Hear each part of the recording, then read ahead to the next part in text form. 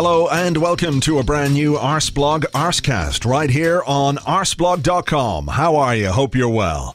I'm sitting here this morning with a cup of coffee out of my Mark Maron WTF podcast cat mug.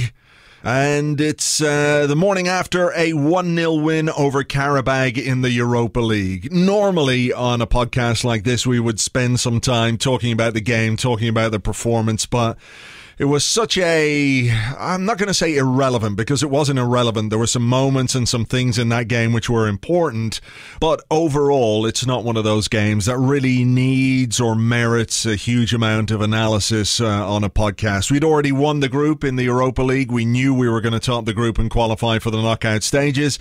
So it was about the small stories, the little stories, the things that make up the fabric of a football club and a football team, and there were a few of those last night, not least of which was the return to action for Laurent Koscielny after 6 months out. You remember that he suffered that terrible Achilles injury in the Europa League semi-final against Atletico Madrid back in May, and I remember at the time, thinking, as I saw him on the ground, that Diego Costa had done something to him off the ball. Costa, being the big evil brute that he is, must have smashed him in the head, and we were looking the other way. It turns out that the injury was so bad, Costa was actually concerned for another human being. That's how bad this injury was. He'd been playing for a long time with a chronic Achilles issue, and unfortunately that night it all went wrong. His Achilles tendon ruptured, and here we are 6 months down the line, and he stepped out on the pitch for the first time, and you could see from the time he lined up in the tunnel ahead of the game how much it meant to him. You know, you think when a player gets to 33, they've kind of been there, done that, seen it all, but just the sheer happiness on his face was brilliant. In the tunnel, during the game, after the game, when he was taken off, he just looked so happy to be out on the pitch again. And of course, it's very timely because we do have something of a central defensive crisis going into the game on Sunday against Southampton. No Mustafi, no Socrates, no Rob Holding, of course, who's out for the rest of the season. So to see Koscielny back and to come through the game seemingly with no ill effects, we have to wait and see, but he didn't look like he was feeling anything or feeling any pain, so that's a really positive part of that game. And also the performances from some of our young players. Ainsley Maitland-Niles back in the team, did well at left back and was moved further forward when we made some changes in the second half, and played really well on the right hand side of the front three, so that was good to see. Joe Willock, Eddie Nketiah getting a run out, and of course there was an exciting home debut for 17-year-old Bukayo Saka, who is thought very, very highly of at academy level. He really is an exciting prospect, and we saw flashes of that, didn't we, in the game against Qarabag. He had some lovely skills, worked really hard, and late on had a chance to score a goal, which the keeper saved with his face. Unfortunately, just a little bit more composure in a situation like that, but you can't blame a 17-year-old for snatching at it a little bit, you know, given the occasion and the opportunity, and he probably had his name in lights before he'd taken the shot. So there's probably a lesson to be learned there for him, but a really exciting debut. Unai Emery very, very happy with him, saying that he played with big personality and he's got qualities that can help the team. Whether that means we're going to see more of him in the weeks and months ahead, it remains to be seen. But there is definitely a gap in this squad right now for a player who can give us something from the bench. And I know it's a lot to put on his young shoulders, and maybe we're getting carried away with ourselves. But it is what we do, isn't it? When we see a young player at Arsenal come in and play well, we immediately think, this guy's the best player I've ever seen. Unquestionably.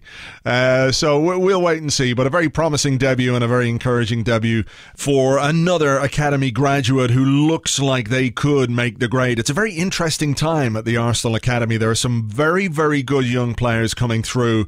Unai Emery seems like the kind of manager who's prepared to give young players a chance too. I know it's easier in the Carabao Cup and it's easier in the Europa League, particularly when you're playing a kind of a dead rubber game, but you know, this is a guy who threw in 19-year-old Matteo Guendouzi for the first few games of the season.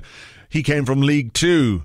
and he played against Chelsea, he played against Manchester City. So if he sees the quality of the talent is there, he's not afraid to give them a chance. And I think some of these young players will be knocking on the door of the first team. And that's a positive thing as well, because there are spaces and there are places up for grabs in this squad still, as Emery shapes it and moulds it the way he wants. So we'll wait and see how that all goes in the weeks ahead. What else? Mesut Ozil is back. That was good. He's been out for about a month, so with the festive schedule coming up, it will be good for him to be back and fit and ready and get some minutes under his belt.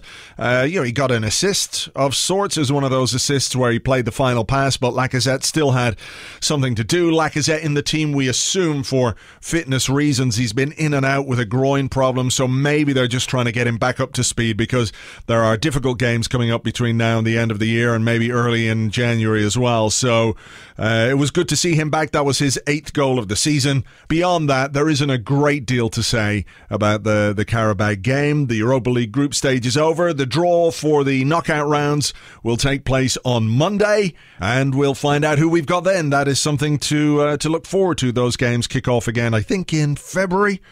The knockout stages of the Europa League, but for now we can put Europe on the back burner and concentrate more or less on the Premier League. There is a Carabao Cup quarter-final against Tottenham next week, and the FA Cup starts in January as well, so January could also be hectic if we do come through that game against Tottenham on Wednesday. I presume it's Wednesday night. Should have looked this up, shouldn't I? I'll just do some very quick Googling here and double check that. Yes, it is Wednesday at 7:45. If we come through that game, a two-legged semi-final at some point in January as well. So that will stretch the squad, but also allow Unai Emery to rotate and maybe give more chances to young players. Right. Coming up a bit later on, I am going to be talking to Josh James, who I'm sure many of you will know as somebody who writes things for Arsenal.com, but he is the co-author of a brand new book called Arsenal, The Complete Record, a fantastic compendium, a tome of stats and information, and basically every game that Arsenal have ever played is in this book, with the lineups, with the players, with the goal scorers, loads of stats about managers, attendances, our record against other teams. It's a brilliant book, so I'm going to be talking to Josh about that a bit later on. I'll also give you the winner of the t-shirt competition from last week, with thanks to goodhonestpro.com, so stand by for that. But first, a more serious discussion. A number of people were in touch with me this week wondering why we didn't touch on the Raheem Sterling incident in the Arsecast Extra on Monday, and my feeling was basically that it would be somewhat reductive for two white men to sit and talk about racism directed at a black player, about racism in football. We all know what happened. A Chelsea fan leaned over the advertising hoardings and screamed aggressively at Raheem Sterling, calling him a fucking black cunt, which, lest we forget, is exactly what John Terry called Anton Ferdinand a few years back, and he received a trifling ban and fine for that. So that's indicative of the challenges that football faces in dealing with these kind of things, and maybe the example that sets and how it resonates throughout the game and beyond. But anyway, I thought it would be better to speak to two people who are far more knowledgeable and better informed about this than I could ever be, which isn't to say I don't understand that racism is bad. Of course, everybody listening to this, I'm sure, understands that on that very basic level, racism is bad. There's no condoning it in any single way, regardless of what anyone puts on their Instagram or how they dress or anything like that. But it requires, I think, the right perspective and the right people to talk about it, and I think I've got those people here today. First up, a pleasure as always to welcome back Tayo Popoola. Hi, Tayo. Hey, Andrew. How you doing? I'm good, thanks. And from the Arsenal Vision podcast, Clive Palmer. Hi, Clive. Hey, mate. How are you? I'm good, thanks. Clive, can I start with you and just ask you, not your reaction to the abuse that was levelled at Raheem Sterling, because I'm sure that won't have been a surprise to you. Maybe how blatant it was in a football ground might just be a little bit of a surprise, but we'll come back to that later on. But the statement from Raheem Sterling, which appears to have, if you'll excuse the expression, blown the whole thing wide open, because it sparked so much more coverage from a different angle than just angry racist guy being racist. Yeah, I think we've all been through these race storms, different ones. You mentioned John Terry, the Luis Suarez. There's been a few of them, and they come along. They normally come along in international breaks when we've got time to discuss them, right? And then they disappear as soon as the next game comes up. And when the next big game comes up, we stop talking about it. But what Sterling did really beautifully was he called people out in a subtle way. He made people look at how they message, how they write things, and he made people think, actually, how are we influencing how black people are perceived? And that story, the two stories alongside each other, brought that into stark reality. And the way it was done, it wasn't done about himself. He used examples of other people, two young people just making their way in the game, and how we write about them differently. And that gave no one any wiggle room to hide, and we had to look at ourselves collectively.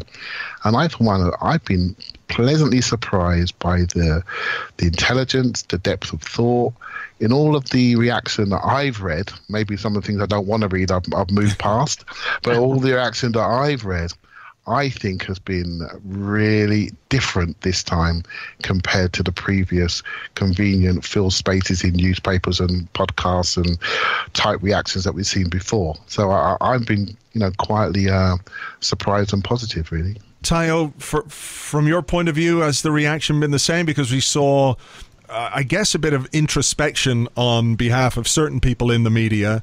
I was thinking of Gary Neville, the way he spoke on Sky Sports, having, basically admitting, I knew there was abuse, but, it's something you kind of push to the back of your mind. There have been other people. Daniel Taylor wrote a really good piece in The Guardian as well about working in the newspaper industry, working as a tabloid journalist, and how that industry needs to address the way that it writes about certain people or certain ethnic groups or whatever it might be.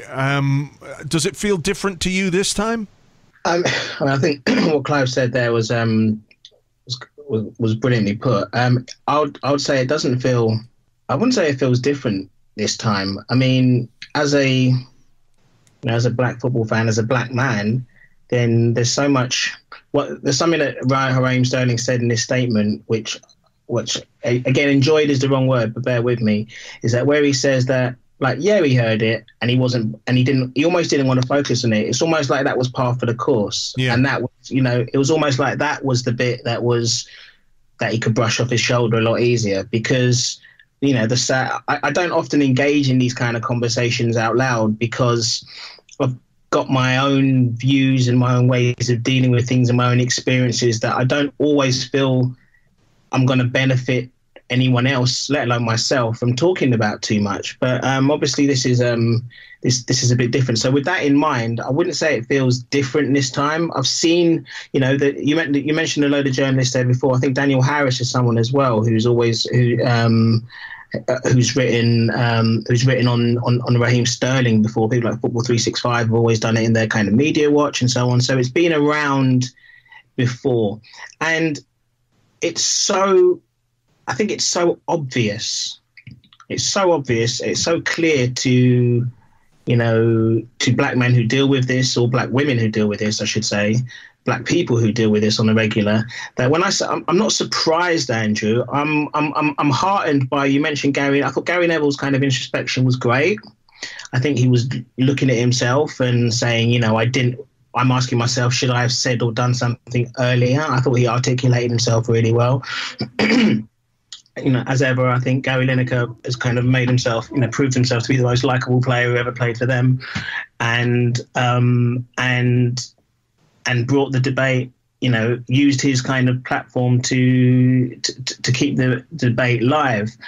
And I do agree that we have to be careful about moving on. It's easy for people to move on from this, and it's also. It's not so easy for people who have to live with this all the time, and who this becomes par for the course. And Clive talked about the language there, and it's so true. It's like, unless you stop, check yourself. And we're talking about a race issue here, but we've also had a year of, kind of Me Too conversations where people maybe there's something to be examined here. And I really do think that if somebody says something's wrong, don't turn around and tell them that they're wrong to feel like that. Yeah. So in that sense, I'm glad that this conversation is coming up. Will much change? No. And that's why, and again, Clive, you said the stuff that you've read, and we all know what the kind of fat-headed elephant in the room is as well. you know, and the only reason why I want to kind of mention him in abstract terms is because it's the danger of somebody with such a platform, so spectacularly missing the point, but not missing the point because, you know, everyone's been talking about calling people out. I'm not shy here because Piers Morgan's not missing the point. He's deliberately, you know, he's straw manning it to the nth degree, and I only mention that because it's dangerous. The danger here, the thing that's kind of most disappointing here, is because the kind of people who is that kind of reasoned it seems like a reasonable argument, but it's more pernicious by ignoring the point, by talking over, you know, the likes of Clark Carlisle and Darren Lewis on the clips that I've seen of that show. It's that danger. It's putting forward in this kind of bombastic way this alternative point of view, which is refusing to see the point, which is the kind of which then becomes the, you know, it becomes the kind of get out for, you know, small glass people who wear small glasses and use the cry laugh emoji and have got, you know, crusaders in their avatars. It gets used by those people in the wrong way. And that's what I'm most disappointed about here. I thought Raheem Sterling nailed it with his statement. I loved that. I loved the way he did it. I loved the way he brushed his shoulder off. I'm a little bit disappointed with some of the reaction, as I just mentioned, and that's what kind of stays with me more than ever.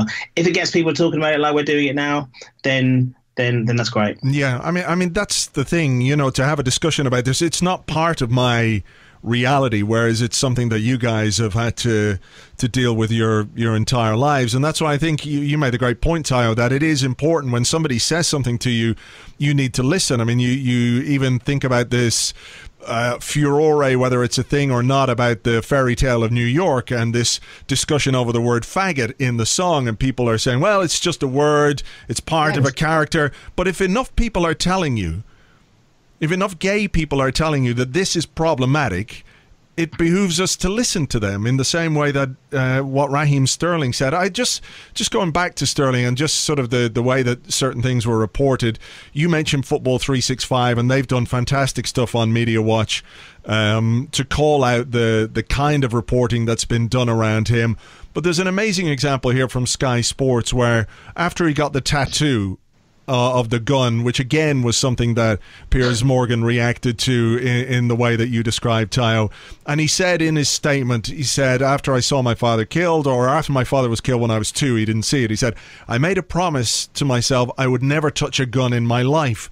On Sky Sports News, Clive, they reported that, and it said, I made a promise to myself that I would never touch a gun again in my life. Subconsciously, deliberately, whatever it is, it completely and utterly changes the context of that, and it's impossible to look at it outside the prism of the colour of his skin. Yeah, it's subtle conditioning, right? Yeah.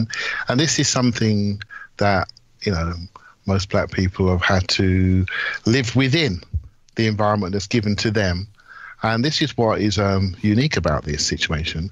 Raheem Sterling is a uniquely talented individual. He's the highest paid British footballer in the country. If you ever see a video of him when he was 14 playing for QPR, in an under-18 game as a 14-year-old, when he was about 2'3", running through them like a knife through butter.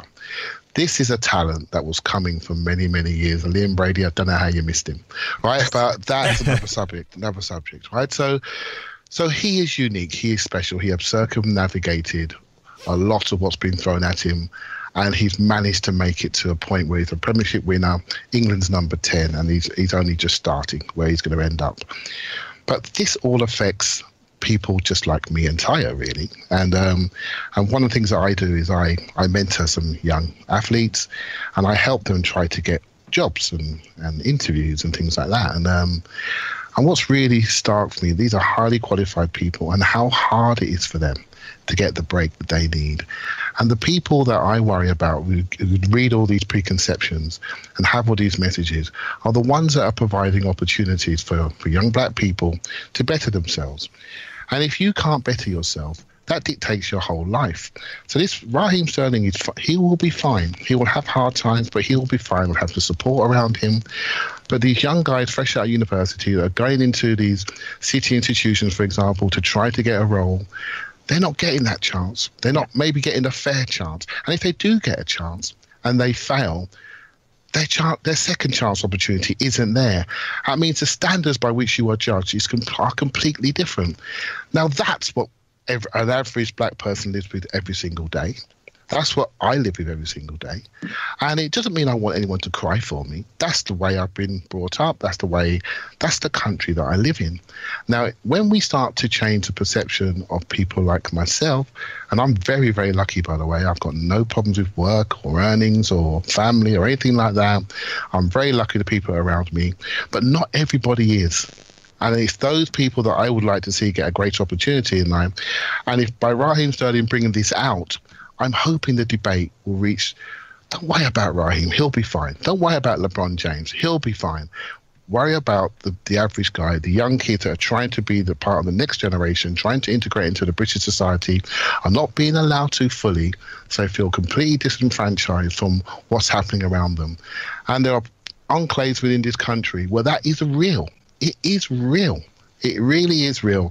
And so this debate, I mean, what you're saying there, Tyler, I hear you about some of the idiots in the room, but I actually tried not to listen to them because I've heard that before. Yeah. Do you see what I mean? I tried to seek out different people. I don't know if you've heard Jonathan Liu on the Independent podcast.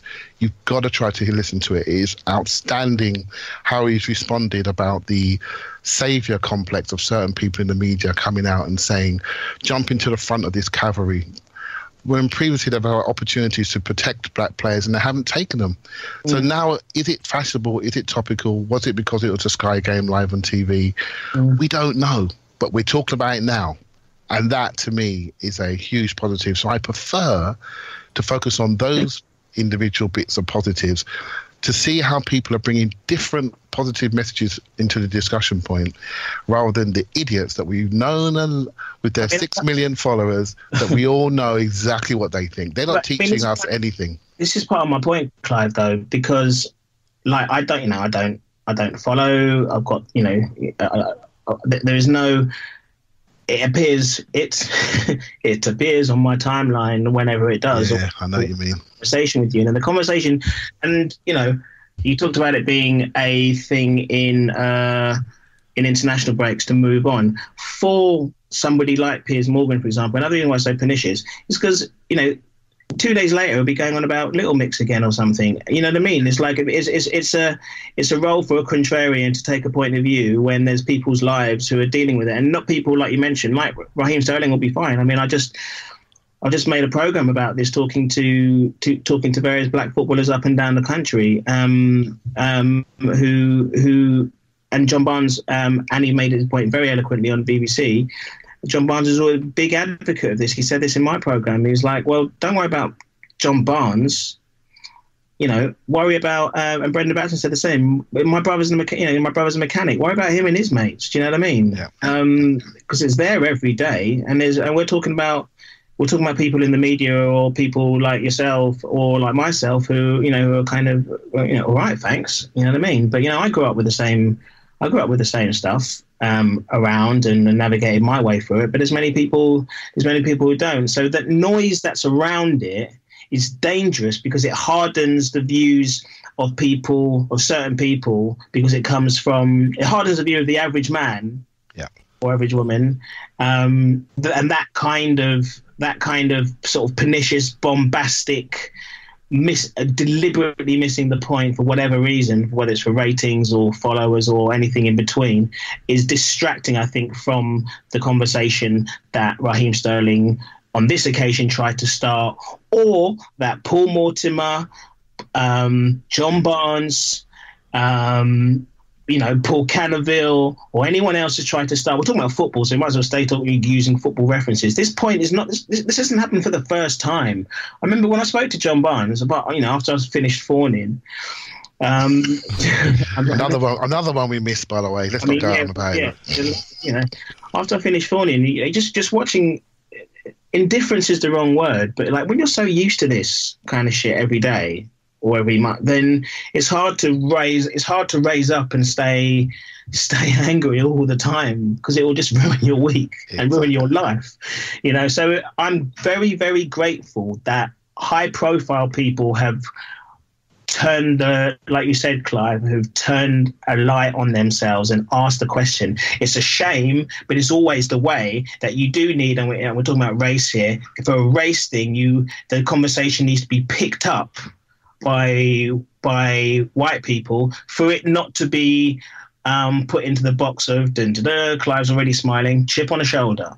You know what I mean? Right? Because we heard that one before. If somebody else if a prominent black person says something, a lot of the time it can get dismissed as, playing I've actually ordered for Christmas, I've actually ordered a couple of playing cards with the race card on the back. So next time someone says something to me, then they're getting served with one of those. What the fuck is the race card? What are you talking about? Yeah. The feminine card, the feminism card, or whatever card you want to play. This isn't card. This is somebody trying to say that life has been going on like this, fine. But just because life has been going on with these conversations and these types of points of view, doesn't mean they're fucking right.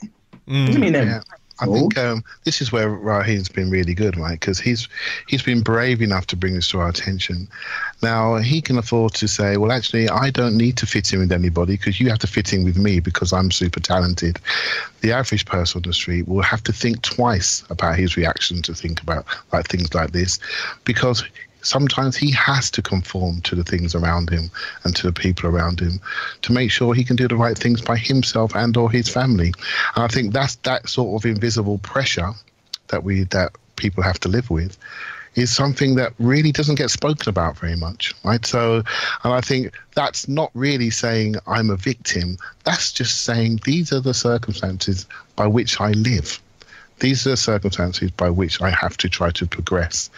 And I'm really keen to see those decision makers, those people that control jobs, universities, that control opportunities, they're the ones I'm hoping are looking at themselves today and thinking, okay, I've got diversity courses going on at work, but am I really, really invested?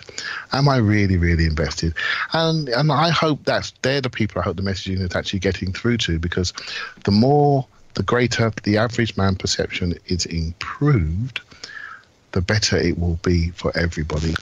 And I think it is changing, it is progressing, but the more this is spoken about, I feel, the better. We're talking, sorry to cut across you, Tayo. I just want to play something, and I'm sure you guys have both seen this, and this is from John Barnes speaking to the BBC. I think it was BBC Breakfast this week, and we're talking about things in a football context, but this is what he had to say. Before we are members of any football fraternity, we're members of society, so we're doing it the wrong way around. You can't look at football, because for 90 minutes on a Saturday, or obviously football is played at different times now, you can't just say because for the 90 minutes we don't see it anymore means it doesn't exist in society. It is prevalent in society as you go into the inner cities and see how disenfranchised and how lack of opportunities are there for members of ethnic minorities. So why should football be any different? I was literally about to mention John Barnes. I was going to mention his his Guardian article on the same thing, and I mentioned it again. As I said, I met him recently, and people like him recently, black footballers, I mean. And you're right, Clive. It has got better. Of course, it's got better because it's now a taboo thing to do that. It's got better because we're having a discussion about how shocking it was to catch somebody live on TV. This happened all the time. This happened all the time in the 80s and in the late 70s and perhaps later than that, I don't know. And it wasn't, and the point is, it wasn't headline news. When John Barnes backheeled that banana in the Merseyside derby, it was a big story. You mentioned Sky and so on now, Andrew. It was a big story because it happened in the Merseyside derby and the best player in the country, arguably at the time, had done it. Yeah. And Barnes himself says, it didn't. He says he doesn't remember doing it, and he says, but I had bananas chucked at me when I played for Watford 8 years earlier, 6 years earlier. Sorry. So why it becomes a headline thing because we move towards it being a taboo thing, and that's great that happened. But we're talking about players having to confront or conform. Do you fit in because you don't have a structure around you, and when you have to take this stuff and use it as banter, quote unquote banter, or do you stand up for yourself? There are footballers before like Bob Hazel and George Berry who confronted, our very own superstar and hero, Ian Wright, says, I know he says, he wasn't brought up in football where he was just supposed to grow up and accept it. He says, I think in one program, he says, I was still fighting people in play. I was still fighting people in the car park if they called me that kind of thing. Why am I going to take it when I go on the pitch? So that's an attitude. That's an attitude shift. And that's because society has shifted and because players kind of shifted. But we see that it still happens. The other thing John Barnes says in his article is that just because there isn't racist stuff being shouted in the stands, it doesn't mean there aren't any racists in the stands. They just know that they have to keep that to themselves now. Should we, Clive, then be worried that in recent weeks we've seen a banana skin thrown at Pierre-Emerick Aubameyang by a Tottenham fan who claims he wasn't racist, he just happened to throw a banana skin at a black footballer, and we've got this guy at Chelsea who feels emboldened to lean over, knowing more than likely that there is a camera on him because of, there's a camera on everything these days, and he feels emboldened enough in this day and age, in 2018, to scream fucking black cunt at Raheem Sterling and think that perhaps there won't be any consequences or repercussions for this. I think that is worrying. I know things have got better, and I know there's amazing work being done, by Kick It Out, by Rainbow Laces, all these things which promote the kind of inclusivity and diversity which should be standard in football and everywhere in society. We know it's not, and that's why these things exist, and that's why they're so important. But to see that creeping back in, I think it's a worry. It is a worry, and I've been going football since 1977. Right, and so let me tell you something. The only thing black in the stadium then was the referee's shirt, right? Apart from myself. Now, when black players first came into the game in mass, it was very difficult. And people talk about the players. Well, trust me, the few black fans that are in that crowd, it was really tough. Really tough. It was really embarrassing, and it was really threatening. And Arsenal was one of the very few places where you could go where that did not occur in my experiences, and hence why I'm an Arsenal fan to this day, because it's always been an inclusive club. I don't see those days coming back again, because I just don't think people would accept it. And plus, there are many different people within the ground now. I mean, when I first started going football, there was never any Asian people in the ground now. And you go to Arsenal today and there's so many people from different backgrounds. So I don't see that coming back. But I think this is linked to what's happening in world politics, I'm afraid. World politics is very divisive. What's happening in the US, what's happening in the UK, people are looking to go back to the good old days. Right? What are the good old days? The good old days when they went to Sainsbury's and when they spoke to somebody, he would come back to them in English. That's what it means for a lot of people. And a lot of areas today, that's not the case, right? So people are voting against that. They're voting against that, and they want to be divided. So now we're voting for things that we don't want in our lives rather than think about how we can progress in our lives. And so this is all a byproduct of the divisive politics, the divisive rhetoric that's been thrown at people over the last couple of years, particularly in the world. And now people are feeling more emboldened to do these things. I don't link it to football per se. Football is just a byproduct of how people are feeling walking around every single day. And this is a place where it manifests. Now, football has an opportunity, being the global soap opera that it is, to say, well, actually, within football, we can create a new set of values where this is not acceptable. Not just saying to people, you can't do this and this is the punishment, but actually trying to get a different value system amongst supporters. Because whether that supporter said black or mank, it doesn't really matter. What really I found distasteful was the hatred on his face. the hatred on his face for that individual, regardless of what he said. And I'm not sure football actually needs that level of hatred. I mean, I am not a Tottenham fan, but you will not see me with that face at any Tottenham player. I'll tell you that for nothing. And there's no need. I'd much rather focus on my own team. I think there's an opportunity for football to look at itself and set an example, because this truly is a game that has a massive platform. And then outside of that, then just take a deep breath and say, well, actually, what is happening here? And then just look at the BBC News tonight, what's actually happening. And just look at all the Trump stuff coming through on your Twitter feed. What's happening is what's happening. We know what's happening. So we are becoming more divided as a society. So why wouldn't it manifest itself in football? It'll be a surprise if it didn't. It's another mark in the sand, I think, is the most positive thing for me, in terms of, when Mark Walters had bananas thrown at him when he was in Rangers. When he was playing for Rangers. And I was there, Tayo. I was on the ground. Wow. Rangers is my second team, and I was there with Rangers. I was there when Rangers played Bruges, and Daniel Amokachi got things thrown at him, and I was in the Rangers end. So I have done a lot of travelling around Europe and watching different teams, and trust me, I know exactly what happened to Mark Walters in that stadium. Right. Well, that in my research recently, that was headline news on BBC Breakfast.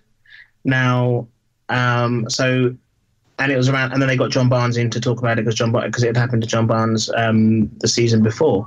So I guess what I mean is that if you need these kind of stakes, these milestones, as it were, where we need to talk about this in maybe years to come, if an attitude can change, if people can think about the imagery and the language. Let's go back to that in the newspapers, because that formed, you mentioned what goes on in the world, that kind of attitude does get formed in the papers. It's too easy to have your quote unquote bling bling footballer kind of image. That's very, that's layer upon layer, and it becomes a problem. And I mean, again, you've got two black guys on, so we're having that conversation. But recently, there's been a rise again in some of the abuse that Brighton fans, they get hurled at Brighton because of their quote, because there's got the so-called links with homosexuality. Every single year you have the rainbow laces furore kind of thing. And so if football can do anything, I don't know too much about whether football can be this change for good. I don't know how cynical I am about it. Maybe I'm too cynical about that. But by having these kind of things by repetition, then these attitudes do change slowly. We, as you said, Clive, you've grown up an Arsenal fan because Arsenal fans have always been quite inclusive. I grew up in Southwest London. And and by the way, I'm not making this into a Chelsea thing or a Spurs thing or a Millwall thing or anything like that. But I grew up in Battersea, and you walked to school with CFC NF on the wall in 1981.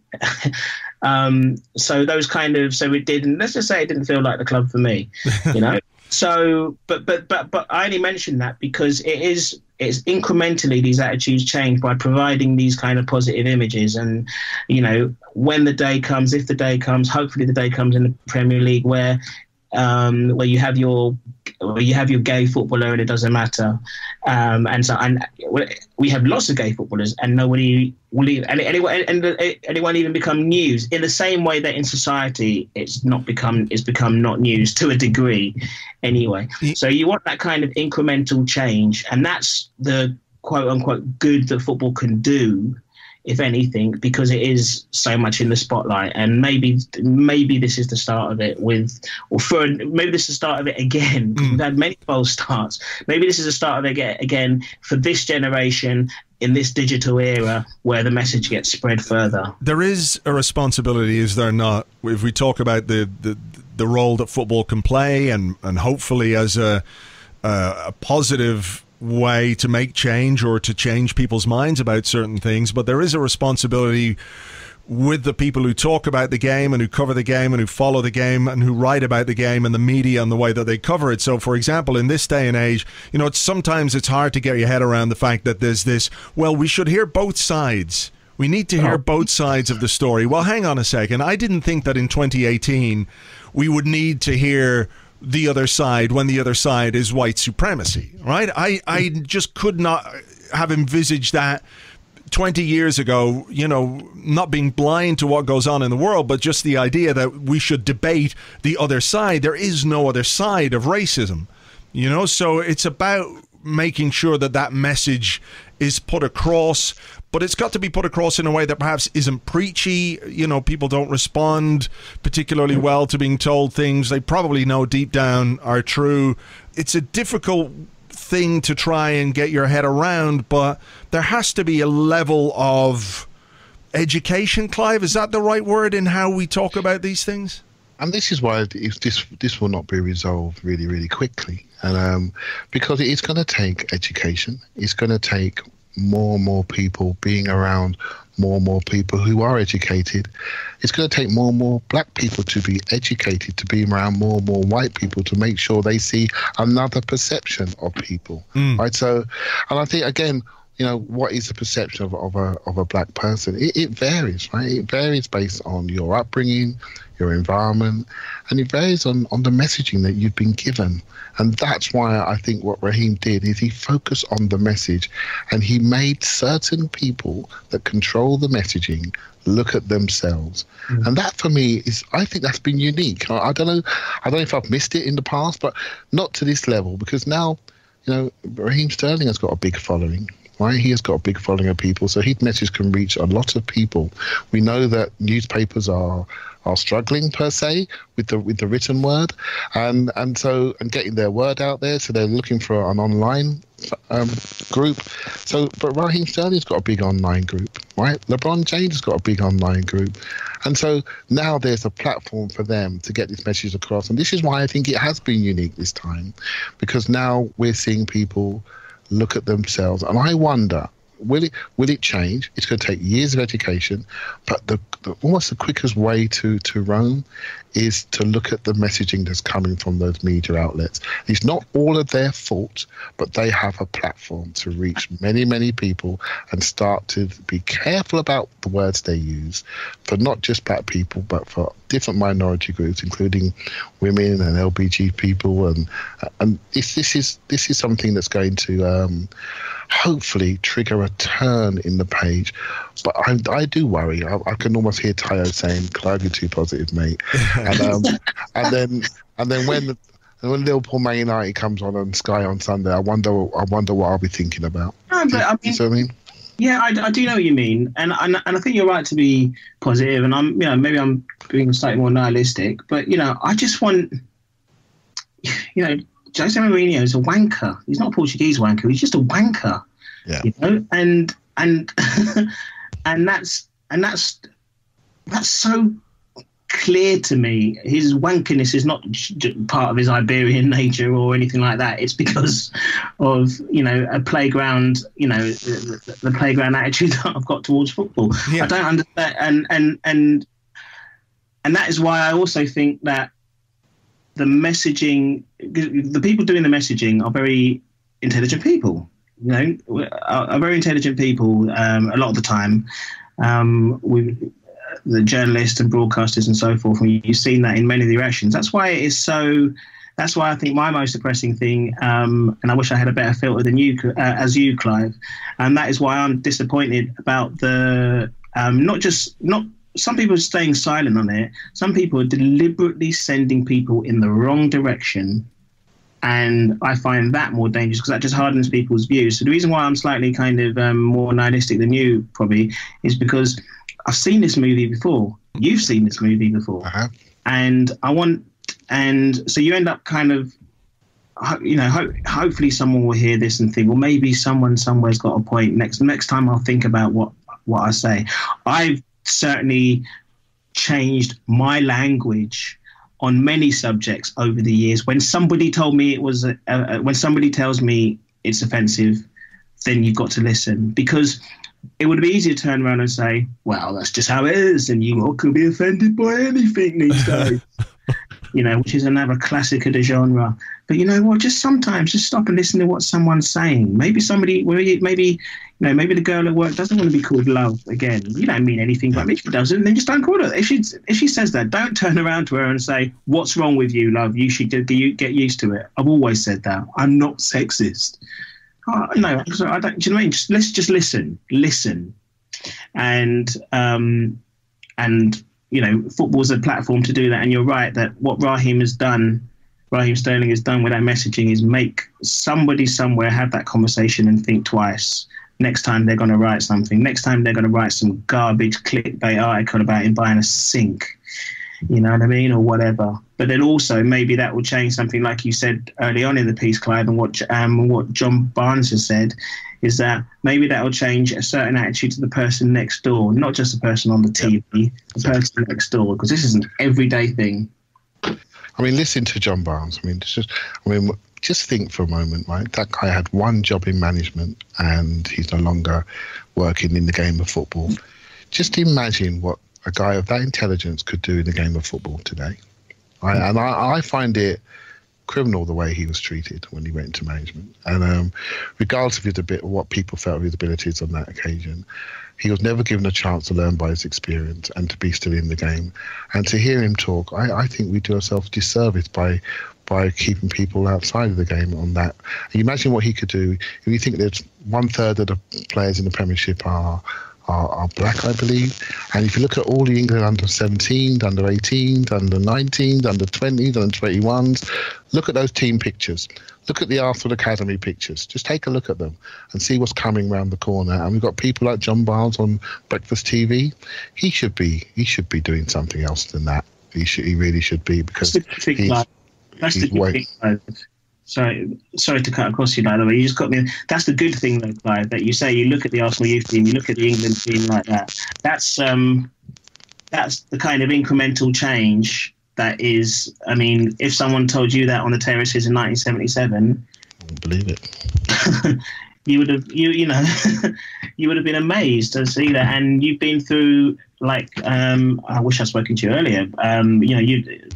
The changes that you've seen, by the time I've kind of turned up in the game, there are black people in the stands next to me, and no one's spitting or down my back. Do you know what I mean? So to go and do that, maybe that incremental change will speed up, because like most things do in a kind of digital era, and maybe we will see more black managers and black coaches, because that's the final frontier, or the next frontier anyway.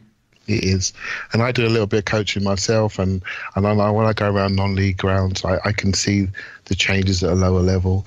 And then you look at what Sol Campbell's doing right now, and I fear he's been set up for a fall, but maybe that's a cynic in me. But I want him to succeed just because of the people that are going to follow behind him, right? And the cameras are on him at the moment, and I think he has to succeed, because I don't think he's going to get 2 or 3 chances to fail.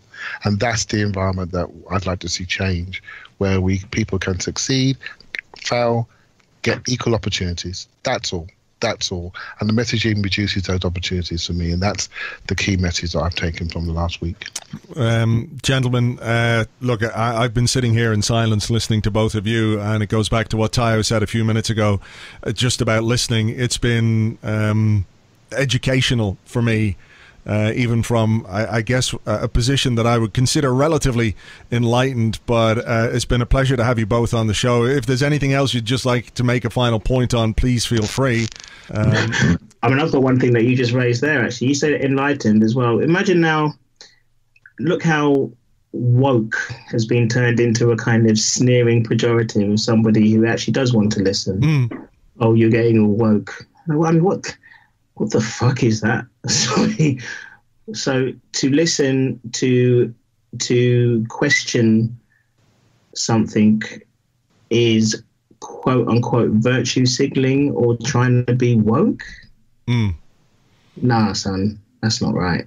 That's the only thing I wanted to add, because you just made me think of it there. That's another thing that hardens the views of people who don't want to listen. It's pernicious. Absolutely, it is. It's that thing where you are immediately labelled one thing or another thing, it goes back to the fucking Wenger out or AKB thing, which was just absolute absurd nonsense, unthinking, unintelligent bullshit. The minute you label somebody as one thing or another thing, you find no middle ground whatsoever, because you're on your perch over here and the other guy's on his perch over there, and in between you is just a fucking moat of sharks and horror, you know. So you've got to be able to listen and be open to ideas, even if it challenges what you think you know or what you've always known throughout your life. So look, gents, it's been a fantastic discussion. Clive, thanks very much indeed. I really appreciate the time. Pleasure, mate. Thanks for asking me on. Tayo, as always, a pleasure to have you on. Thanks, Andrew. Thanks for doing this as well. I really appreciate it. Not an easy discussion, but a necessary discussion, I think, and I was glad to have it with Tayo, who you can follow on Twitter at DJ Tayo, and Clive Palmer, who is at Clive PAFC, and Clive is also a regular on the Arsenal Vision podcast, which I know many of you listen to as well. Right, if you're looking for an Arsenal book for Christmas, you could do a lot worse than the new publication from my next guest on the podcast. Along with Mark Andrews and Andy Kelly, Josh James is the author of Arsenal, The Complete Record. Josh, welcome to the show. Thanks very much for having me. Not at all. This is quite the publication. Basically, in very short terms, it's every game, every season, every player, every manager from Arsenal's history, plus a lot of other stats and information in there too. And as someone who's put together a few books in my time, I'm looking at this in kind of awe, but also terror. How long did this take to put together? Well, a lifetime, really. Pretty much from when I started working at Arsenal, I've been collating stats and just growing and growing. And the same for the other two guys, especially Andy, who's got a huge database of players and games and lineup. So it's something that has sort of grown literally over years and years. And then when we decided to put it together as a book, that was about a year ago now, probably just over. So actually to collate it in book form took about a year, I'd say.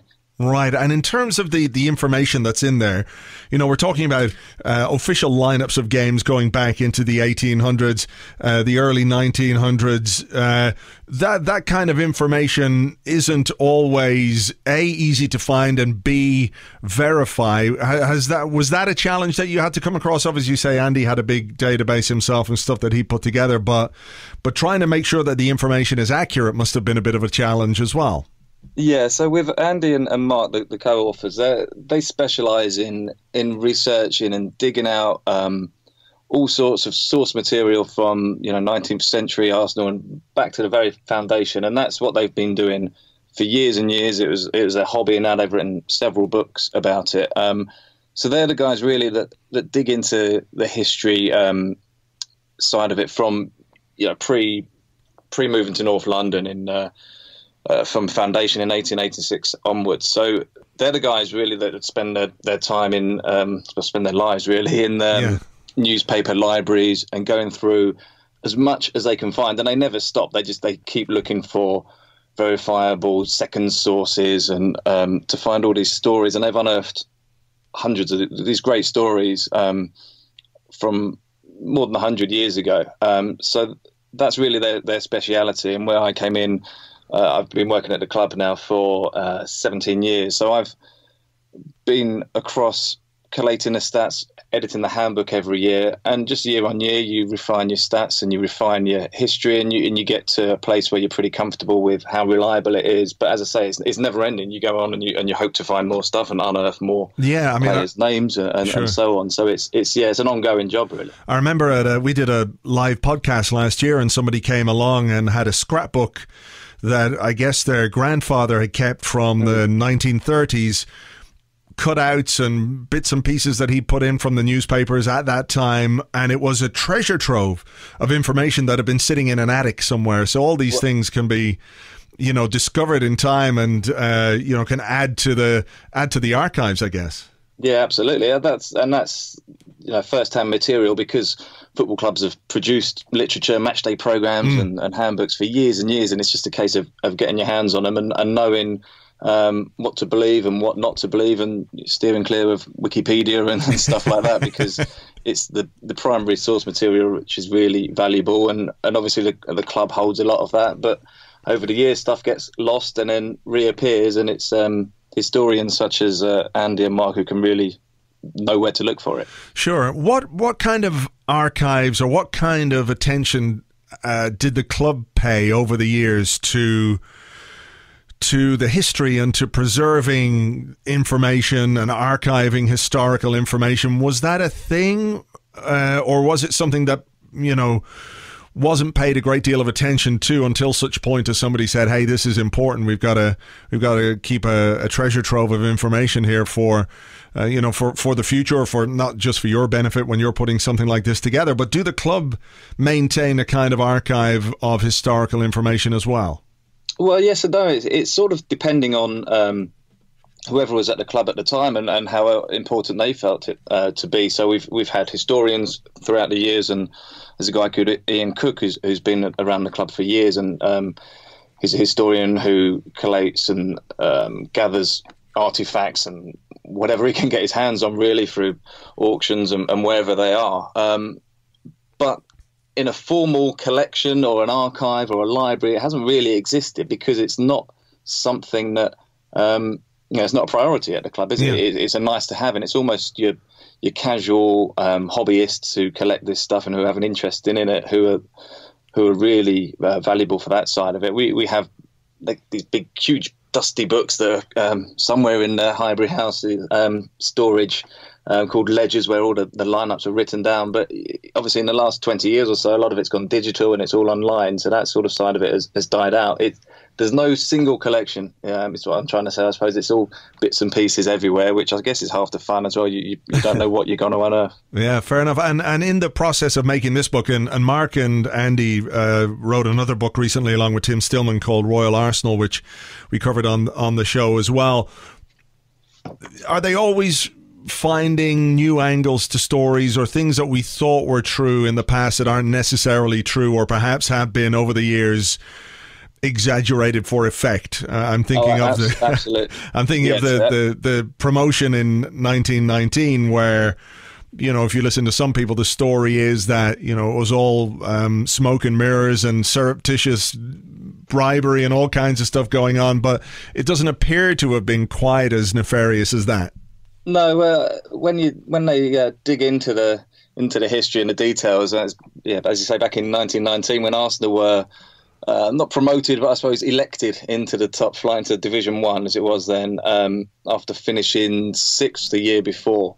And people are saying it's at the expense of Spurs, which is a great story, and it was at the expense of Spurs. But when you actually look at the quotes, and Spurs said they took the decision as sportsmen, there wasn't as much controversy at the time.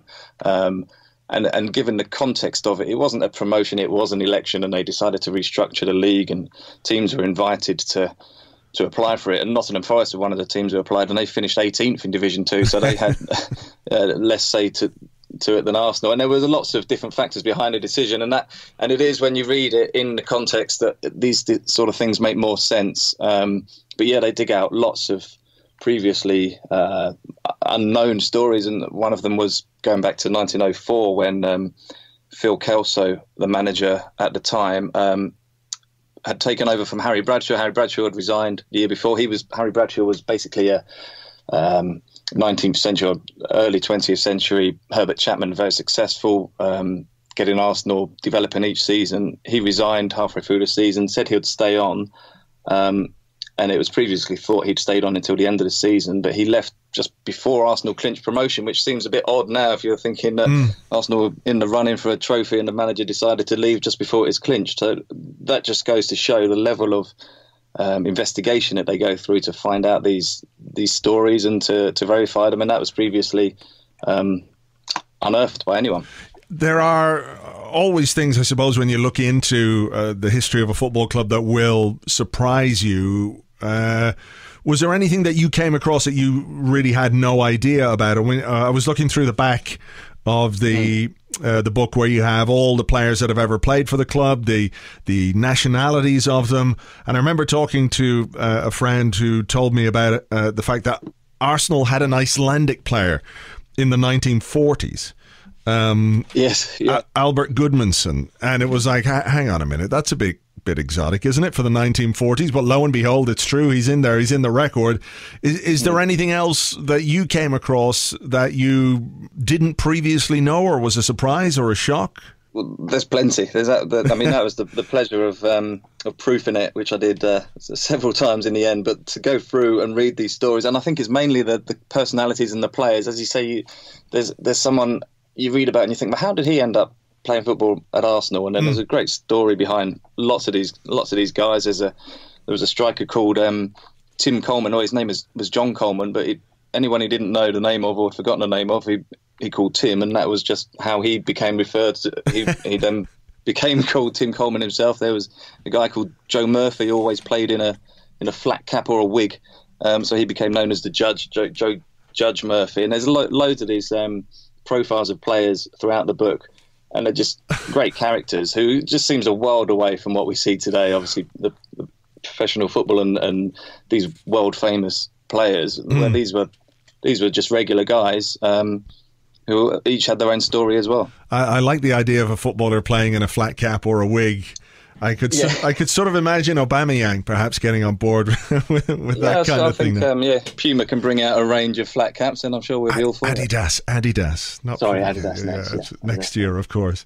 One of the things that's always fascinated me about football on a very basic level is statistics, and I know that's something you're really interested in, but I'm sure when you were a kid as well, you had that little handbook that you got. It could have been the Rothmans football handbook, where it listed every game or every club, and it gave basic statistics for each, like the highest attendance, the biggest win, the biggest defeat.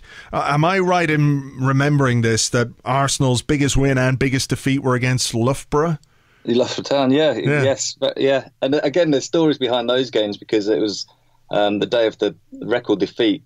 We actually had to play two games to honour two fixtures in the same day, and so we sent a reserve team to play one of the games.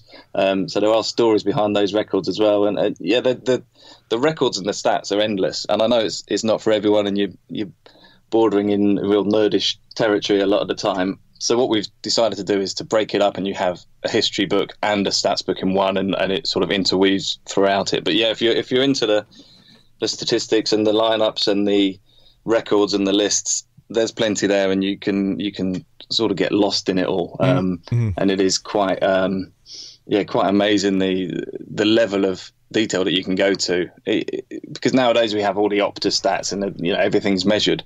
But even back in the day, to have the lineups for every single game that the club has played, it is quite impressive when you see it all laid out in one go, because it's just so striking how many games, every game that we live through at the moment, it seems like it's life and death, isn't it? And it's a massive occasion, and it's when you realise they've been doing this for more than 100 years, it's quite awe-inspiring, really. Yeah, it will continue after we're gone. I think absolutely. One of the things that's striking when you look through the book and you go, you pick a random season. I'm at 1924-25 here, where the manager was Leslie Knighton and the captain was Alf Baker. And I'm looking through all the lineups here, and it's essentially the same guys in every game throughout the entire season. And we can talk as much as we like about how football these days is more physically demanding. Players have got to be they've got to run more, they've got to sprint more. But back then, they still had to run. They had to run on boggy pitches. They had to contend with opponents who would be quite happy to tackle them at knee height or above. And they had to do it without, let's say, the facilities that the players these days have in terms of training, in terms of rehab, in terms of physio, in terms of medical. There was no such thing as high performance or conditioning or anything like that. It was like, get yourself out on the pitch. Here's an orange and maybe an injection.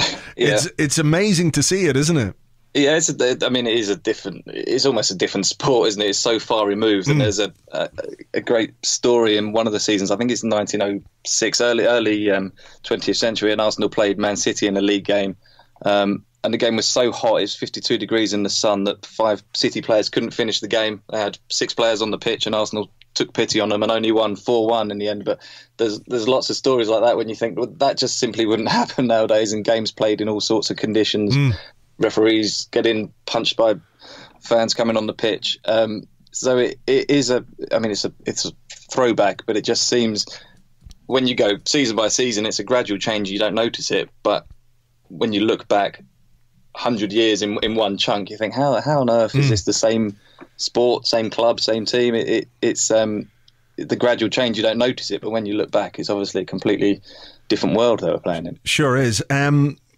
As somebody who worked or has worked at the club for, I don't know how many years now? How many years? 17 years now. 17 years. So throughout most of the Arsene Wenger era, your knowledge of that particular era and his reign as manager is undoubtedly second to none in terms of statistics and everything else. But how does Wenger's reign match up in terms of other managers from the past, the successful ones and maybe not so successful?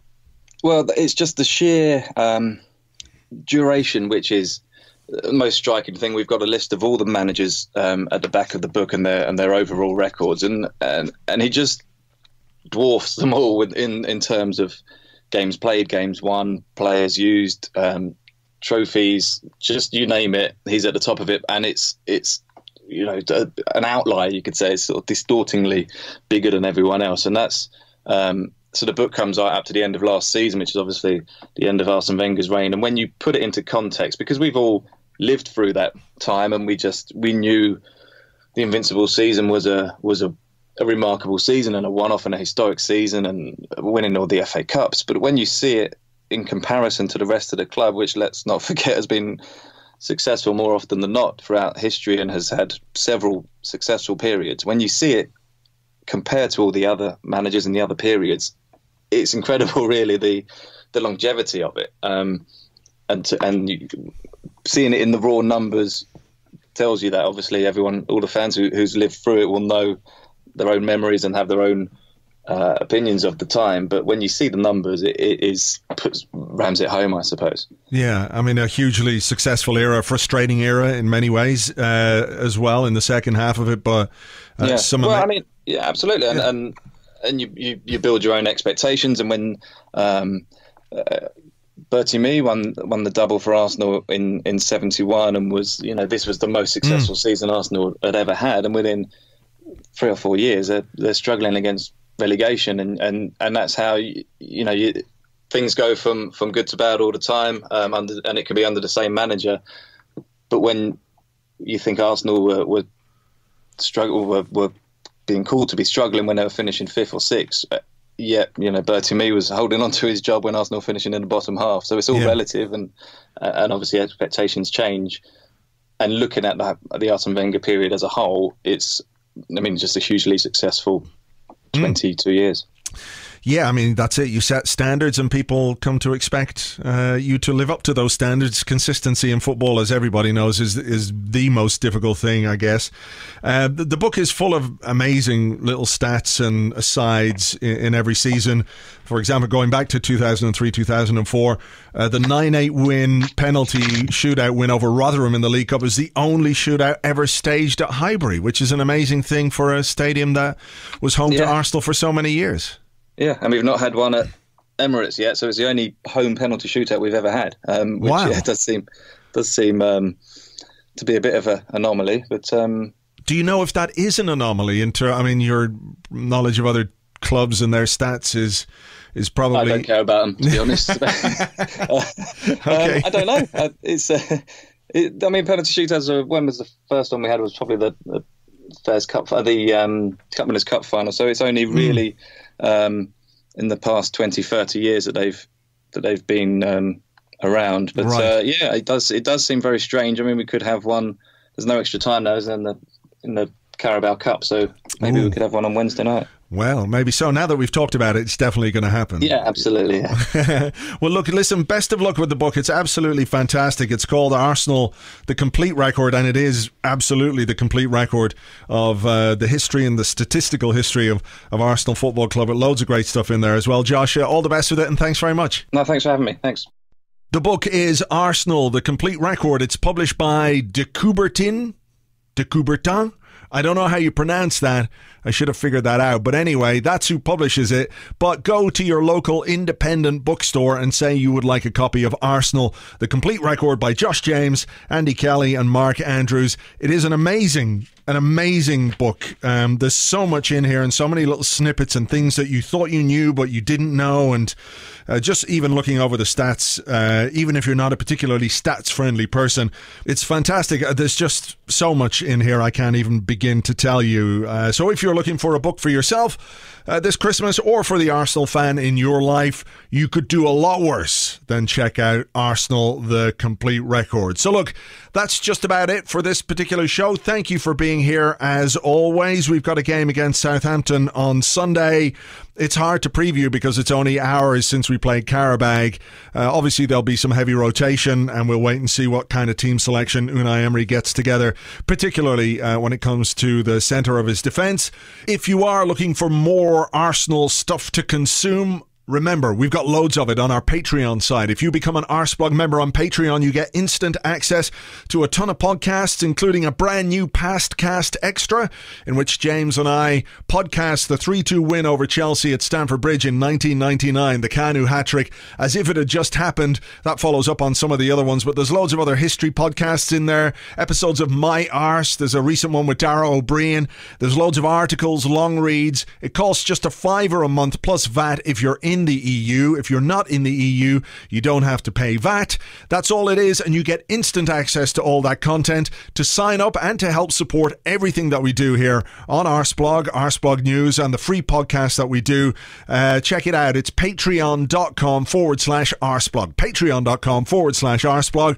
James and I will be here with an Arsecast Extra on Monday. We'll be looking back at the Southampton game and ahead to the Carabao Cup quarter-final rather, against Tottenham. Until then, take it easy, have yourselves a great weekend. Catch you on the next one. Cheers, bye-bye.